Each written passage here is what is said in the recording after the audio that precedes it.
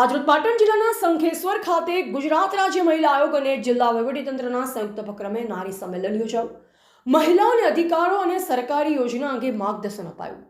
ગુજરાત રાજ્ય મહિલા આયોગ અને જિલ્લા વહીવટીતંત્ર પાટણના સંયુક્ત ઉપક્રમે તથા પ્રોગ્રામ ઓફિસર શ્રી જિલ્લા પંચાયત પાટણના માર્ગદર્શન હેઠળ આજરોજ જિલ્લા પંચાયત પાટણના મહિલા અને બાળ વિકાસ સમિતિના ચેરમેન શ્રી ભારતીબેન ચૌધરીના અધ્યક્ષસ્થાને શંખેશ્વર તાલુકામાં નારી સંમેલન કાર્યક્રમ યોજાયો. કાર્યક્રમની શરૂઆત મહેમાનોના હસ્તે દીપ પ્રાગટ્ય સાથે કરવામાં આવી.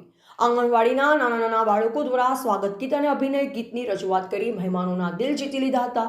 સીડીપીઓ શ્રી શંખેશ્વર દ્વારા મહેમાનોનું શાબ્દિક સ્વાગત કરવામાં આવ્યું. આ પ્રસંગે બાળ સુરક્ષા અધિકારી શ્રીએ મહિલાઓ અને બાળકોના અધિકારો અંગે માર્ગદર્શન આપ્યું. કાર્યક્રમના અધ્યક્ષ શ્રી ભારતીબેન ચૌધરીએ નારી સંમેલનના હેતુ અંગે માર્ગદર્શન આપતા મહિલાઓને સશક્તિકરણ તરફ આગળ વધવા પ્રેરિત કર્યા. તેમજ પ્રદેશ કારોબારી કોષાધ્યક્ષ શ્રી પુષ્પાબેન ઠાકોરે શ્રેષ્ઠ નારીની મૂળભૂત ફરજો અને ભારતીય સંસ્કૃતિના મૂલ્યો અંગે માર્ગદર્શન આપ્યું. તાલુકા પંચાયત પ્રમુખ શ્રી શંખેશ્વરે મહિલાઓને આત્મનિર્ભર બની જાગૃત બનવા અપીલ કરી. આ ઉપરાંત નારી અદાલત કોર્ડિનેટર તથા મહિલા બાળ કલ્યાણ કોર્ડિનેટર દ્વારા મહિલાઓના અધિકારો તેમજ સરકારશ્રીની મહિલાઓ અને બાળકોને લગતી વિવિધ યોજના અંગે વિસ્તૃત માહિતી આપવામાં આવી.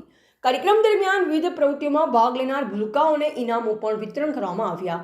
કાર્યક્રમના અંતે પાપા પગલી ઇન્સ્ટ્રક્ટર શ્રી શંખેશ્વર દ્વારા આભાર વિધિ કરવામાં આવી. આ કાર્યક્રમમાં શંખેશ્વર તાલુકાના વિવિધ ગામોમાંથી મોટી સંખ્યામાં બહેનો હાજર રહી કાર્યક્રમ સફળ બનાવ્યો. આ પ્રસંગે જિલ્લા પંચાયત પાટણના આરોગ્ય સમિતિના ચેરમેન શ્રી, તાલુકા પંચાયત પ્રમુખ શ્રી શંખેશ્વર, બાળ સુરક્ષા અધિકારી શ્રી, તાલુકા સામાજિક ન્યાય સમિતિના ચેરમેન શ્રી, તાલુકા સદસ્યશ્રીઓ, સામાજિક કાર્યકરો, નારી અદાલત કોર્ડિનેટર, મહિલા બાળ કલ્યાણ કોર્ડિનેટર સહિતના આગેવાનો ઉપસ્થિત રહ્યા હતા. રિપોર્ટર દિલીપસિંહ જાડેજા, શંખેશ્વર, પાટણ.